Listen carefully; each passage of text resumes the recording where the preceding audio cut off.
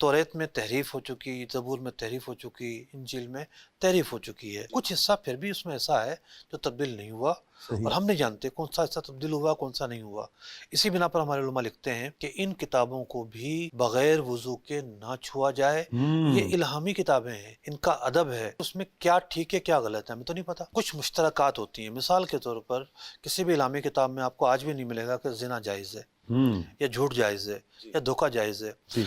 इन मुश्तरकात का कोई इनकार नहीं है, लेकिन इसके अलावा बहुत सारी ऐसी बातें हैं जो अल्लाह की तरफ मंसूब की गई हैं। तो एक आम आदमी को तो इन किताबों के पढ़ने की भी इजाज़त नहीं है। और अदब भी इस तनाजुर में है कि इसमें बाज़ हिस्सा वो हो सकता है जो मुनज़्ज़ल मिन अल्लाह हो, क्योंकि आमतौर पर जो इंजील मिलती है जिस ज़बान में थी उस ज़बान में तो आज नहीं मिलती, लेकिन कम से कम तर्जुमा तो है और उस तर्जुमे में बाज़ वो हिस्सा होगा जो अपनी हकीकत पर बरकरार होगा। वो एक नुक्ता हो सकता है, एक जुमला हो सकता है। तो यूँ एक एहतियात के पेश नज़र हम उसका अदब करते हैं।